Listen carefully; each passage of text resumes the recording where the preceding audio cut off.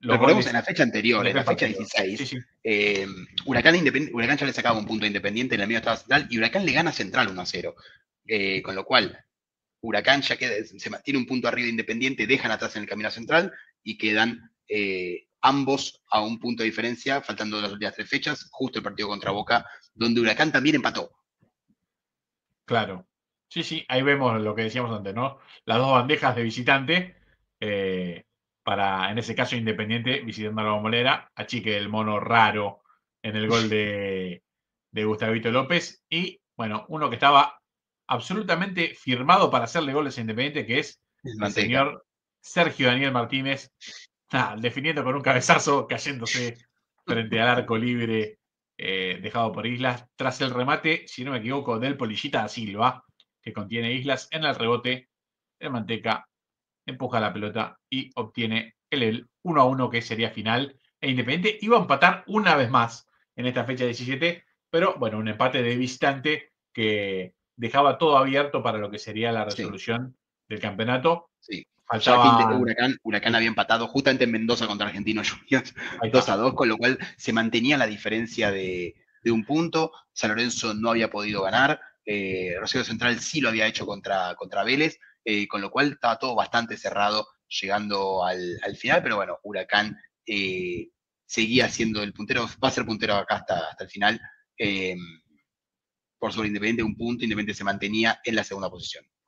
Pensaba que encarando la fecha 18, sabía que el rival de la última fecha iba a ser Huracán, e Independiente, para llegar con las chances intactas tenía que hacer, bueno, eh, lo que hizo justamente, que era ganar en La Plata, Sí, ganar la Gimnasia, y lo hizo, bueno, con otra muestra de carácter, porque es un equipo que mucho empate y la victoria con muchas goleadas, un equipo de mucho gol.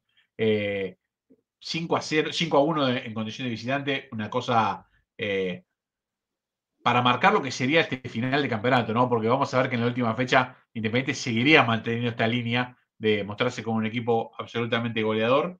Eh, por el lado del Globo le tocaba jugar con Banfield, ganarle 2-0 y mantener ese punto por sí, encima cuando faltaba una fecha, ¿no, Nacho? sí, sí, y esas dos victorias ya dejan sin chance a Central y a San Lorenzo. Central que pierde con River 1-0, San Lorenzo que empata, si no digo, con Ferro visitante, o con Newell's, no me acuerdo ahí, empata con los dos, pero no me acuerdo, no me acuerdo en qué orden. Eh, y ahí, bueno, San Lorenzo y Central, San Lorenzo y Central tenían que ganar y esperar que Huracán no gane y que Independiente en lo posible tampoco gane, porque sabía que se enfrentaban entre ellos, para llegar con chances de la última fecha de que si entre ellos empataban y uno ganaba, llegar por diferencia de gol. Una quimera todavía, pero, pero tenían chances para demostrar lo abierto que está el campeonato. Estamos usando fecha 18 y teníamos 4 equipos con chances de ser campeón reales. Después, bueno, ya acá San Lorenzo empata, Central pierde y queda mano a mano, ahora sí, Independiente Huracán, Huracán Independiente, porque Huracán llegó un punto arriba a la última fecha con Independiente en Avellaneda. Huracán, en algo que se repitió varios años después contra Vélez, tenía que ir a la última fecha a buscar, sabiendo que con el empate era campeón. Sí, pienso, y está bueno que lo aclaremos, porque lo hemos hablado fuera de aire.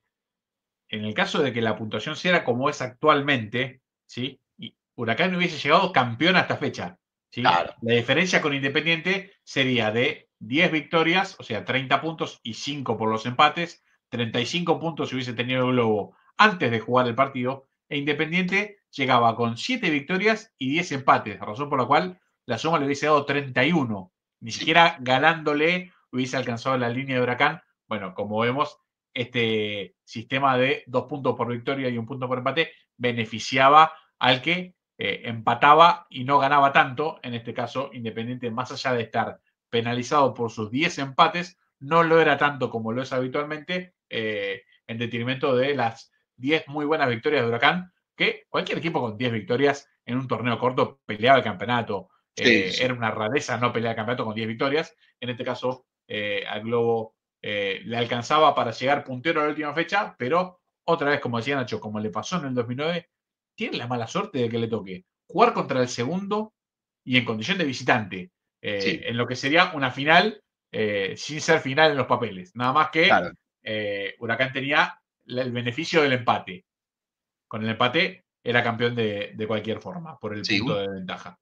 además un torneo en el que nadie fue un claro dominador, ¿no? Hubo, si no me equivoco, 7 punteros, porque fue puntero Banfield, fue puntero Español, fue puntero Platense, fue puntero Huracán, Independiente y River, si no me equivoco. O sea, hubo 6 punteros, perdón, en lo que fue el campeonato, y del primero al octavo hubo 6 puntos de diferencia.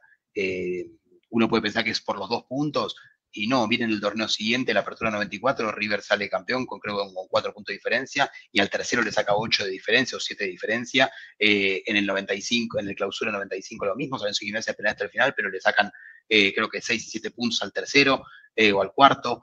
Entonces, este torneo realmente estuvo muy peleado en todo momento. Si ustedes se fijan, así como decís, con 10 victorias peleas el campeonato, también es muy raro que equipos con 4 derrotas salgan campeones o con 5 Tal derrotas cual. salgan campeones. Huracán perdió 4 Sí, partidos en el año. Independiente, si bien solo pierde uno, puede decir, campaña de campeón, pero empató 10. O sea, no llegó a ganar ni la mitad de los partidos. Porque ni siquiera 9, que de 9 de 19 es casi la mitad, ni siquiera eso ganó. Ganó 8. Entonces, nada, un torneo atípico también muy parejo.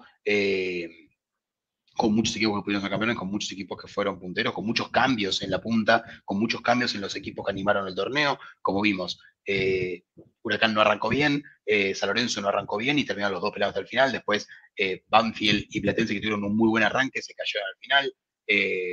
River, que supo ser puntero, a 2 fechas al final ya estaba fuera del campeonato. Entonces, nada, un torneo muy cambiante, muy parejo, que llega a esta última fecha con un Huracán Independiente Huracán en cancha del Rojo, que bueno, ahora vamos a ver en imágenes.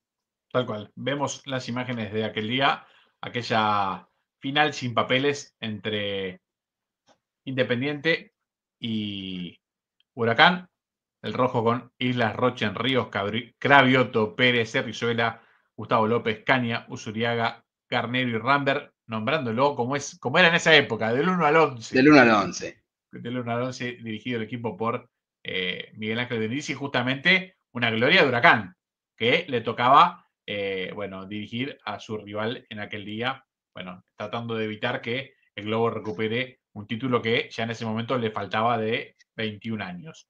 Por el Sí, lado de Huracán, Gutiérrez, Barrios, Corbalán, Bátimos, Roger Morales, Couseiro, Peletti, Marini, Flores, Delgado y Huguito Morales, el equipo de Héctor Cooper. Bueno, ahí vemos el famoso codo de la discordia, Nachito, que se ve ahí, exactamente. La que primera, se ve primera ahí. definición en la historia que pusieron la reja para separar a los hinchas, porque a Huracán no le dieron toda la tribuna visitante, sino que le dieron una parte nomás de la tribuna visitante. Eh, Así que nada, la tribuna de la discordia, para tirarles un centro a los quemeros, para que no crean que siempre les pego, Brindisi, el técnico Huracán, invicto en clásicos como técnico Huracán contra San Lorenzo. Ahí está, bueno, Es más, la muy, única victoria de San Lorenzo en el nuevo gasómetro fue con Brindisi en el banco. mira, muy buen dato. Y arrancaba de la mejor forma Independiente con, bueno, un gol de, nada, su jugador de goles importantes, porque no fueron tanto los goles de Rambert, pero sí goles muy importantes en este campeonato. Eh, Ahí vemos ya Caña con el pelo corto y Rambert poniendo lo que en ese momento ya era el gol del torneo, ya era el gol del campeonato. Exactamente, el gol del Independiente campeonato. ya con esto Rambert, era campeón. sí, Rambert, 7 goles en el campeonato, no estuvo ni cerca de los goleadores del torneo que terminaron con 11, Claro. pero sí le lanzó para ser el goleador de Independiente. Y bueno, Bueno, Gustavito López, un gran jugador, un volante zurdo, una calidad. Nada, después los años que jugó en Europa y que Bielsa los ha llamado a la selección también habla por sí solo. sí, tal cual, una gambeta endiablada. Y en esa época, sobre todo, se lo veía mucho más encarador de lo que fue en los años venideros, ¿no? Me parece que tenía un rol que no estaba tan marcado en una posición de la cancha como terminó siendo después, como lo marca Nacho, Sí, ¿no? Europa es como que lo organizó un poco, acá se veía un Gustavito más de potrero. sí. Bueno, Bueno, acá el Dani Garnero. golazo de Garnero, golazo de Garnero. Garnero tiene una rareza que capaz que te desbloquea un recuerdo, Nacho. Era de los pocos jugadores profesionales que decía que era hincha de Boca. Ah, no lo recuerdo.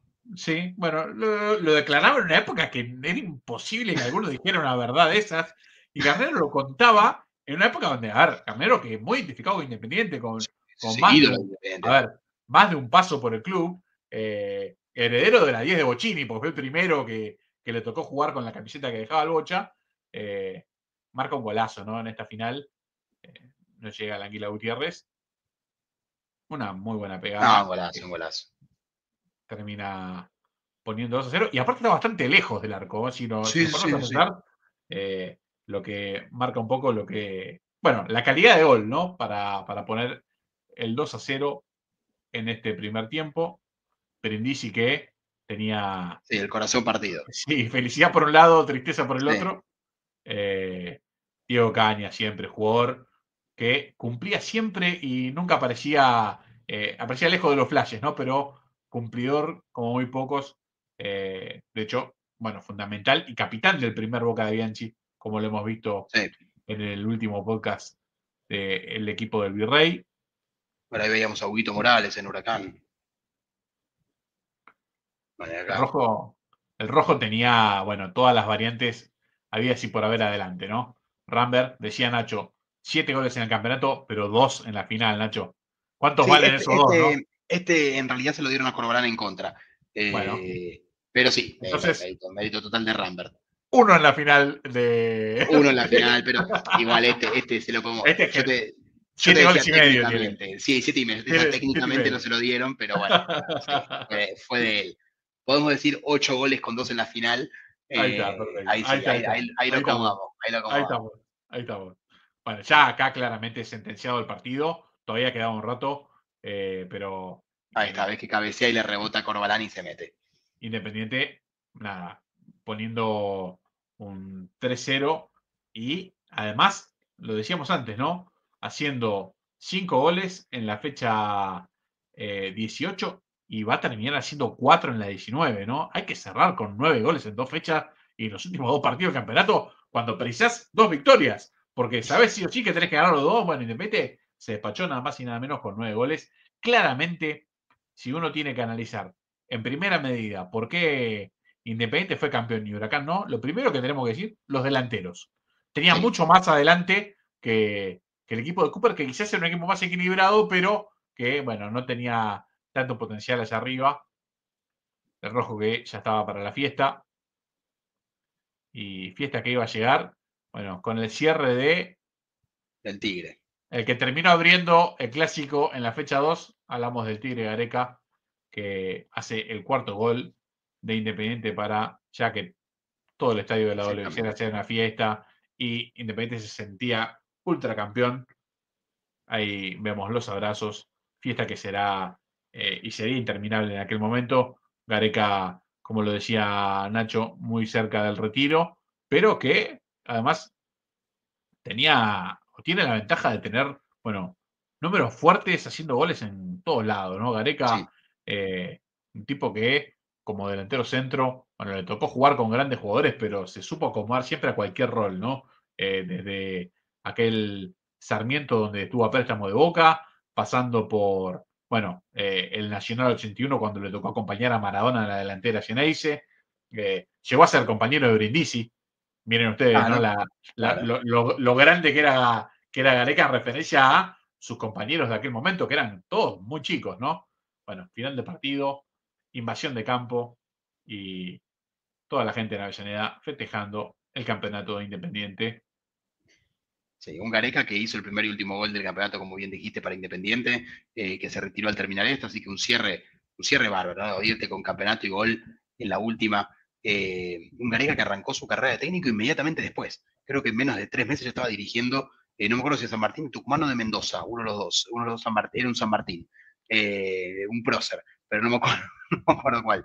Y después que hizo una carrera uno recuerda los últimos años tal vez de Gareca, obviamente pasando por selecciones o mismo en Vélez en el 2000, en el 2008, 2010, eh, pero su carrera empezó como técnico en el 94, Sí, sí, le costó llegar a los primeros planos a Gareca como técnico. Recuerdo también una campaña con Talleres, donde gana la Conmebol, si no me equivoco, tal cual. pero también otros pasos no tan alegres, ¿no? De Gareca como entrenador. Sí, es cierto, una carrera extensa de un tipo de estirpe futbolística, ¿no? De nada, ahora devenido en entrenador de selecciones después de su paso por Perú, exitoso, 2 ciclos, uno llegando al Mundial y otro no, pero 2 ciclos mundialistas completos, el último, eh, bueno, no tan fructífero dirigiendo a la selección chilena, pero sí esto que marcaba Nacho, ¿no? Un técnico de recorrido, hoy no es tan común quizás, o no lo vemos tan fácilmente porque es como que hay una edad donde los entrenadores ya son un poco dejados de lado y un poco ellos mismos dejan un poco de dirigir. En el caso de Gareca, bueno, Miguel Russo, lo vemos al Gallego Insúa después de su vuelta a, a San Lorenzo hoy en Barracas, Gustavo Costas mismo, con un gran recorrido por todo Sudamérica.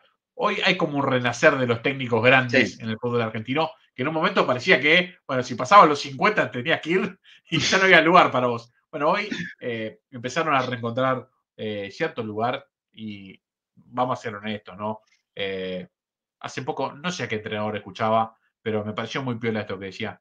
Dice, ¿ustedes se creen que es tan diferente la preparación que hacemos cualquiera de los 30 que están en primera de los entrenadores? Si alguno les hizo creer eso, bueno, los está mintiendo. Yo creo que hay una puesta en escena también de muchos. Hablo de eh, los que compraron la fábula de los drones voladores que te enseñan a jugar al fútbol. Bueno, con mis diferencias con Riquelme, que las marco cuando son futbolísticas sobre todo, por lo menos de este humilde lugar, hay algo que dice que es muy sencillo. Si no se la das a lo que tiene en tu misma camiseta, mira, podés poner todos los drones que quieras, pero no pasa nada. Bueno, el trabajo de los Bueno, entrenadores. el otro día no sé si escuchaste la Sí, entrevista que le hicieron a Abreu post partido, Abreu técnico de Tijuana, ahora sí. que le hicieron, Ay, estuviste sí, flojo terrible. en la zona 13, 15, 16 y dijo, no, no, no, no, no, no, Terrible. no, no, a mí Terrible. háblame normal, le dijo, Terrible. que lo entiendan todo, yo soy de la vieja Terrible. guardia, por Terrible. favor, No, una falta de respeto del periodista. A una ver, ridiculez. no hay nada peor, no hay nada peor que para querer demostrar que sabes, ¿sí? Terminar diciendo una pavada donde el protagonista, que es el que tiene que lucirse, ¿sí? Tenga que corregirte. O sea, directamente el manual de periodismo lo tiene que romper en pedazos el que hizo la pregunta. Eh, pero nada, es feo eso. Y pasa también en algunas transmisiones deportivas, sobre todo algunas que hemos visto hace poco en transmisiones de Mundial de Clubes y demás. A veces el periodista, si quiere poner demasiado técnico, la transmisión hay que hacerla para, a ver, no para un público especializado, porque el futbolero ya sabe de fútbol. A ver, no estoy diciendo que todos saben un montón o que todos tienen el mismo nivel, pero todo el mundo se da cuenta cuál equipo está jugando mejor, ¿eh? Todo el mundo se da cuenta cuál equipo está dominando el partido. No hace falta que, bueno, ser un técnico nuclear para darse cuenta de eso. El especialista o el especializado, cuando uno trata de ser especializado, ¿sí? En la gama del periodismo deportivo que encima en la rama del fútbol siempre va a ser materia de debate. ¿Sí? Obvio. Porque un tipo que tiene 40 años mirando fútbol, por más que no sea periodista deportivo, te puedo decir, mira, a mí me gusta o no me gusta, o me parece bien lo que está diciendo, o yo lo veo distinto. Ah, el fútbol siempre va a ser materia de opinión. Vamos a ver la misma jugada, Nacho y yo, ¿sí? Que coincidimos en muchas cosas, y decimos, a veces nos pasa, che, yo vi penal, y este dice, no, para mí no lo tocó.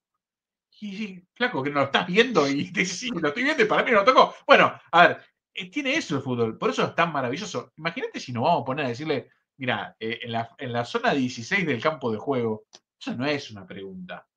Pero a ver, si quieres una pregunta para un off, ni siquiera le puedes Claro. preguntar eso en un off. Si le preguntas eso en un off, todos los entrenadores que conozco, seguro que se enojan. Sí, te van Pero a decir seguro, que ¿eh? no, a mí hablame de arriba, a la izquierda, derecha, o en la zona de ataque, zona de defensa.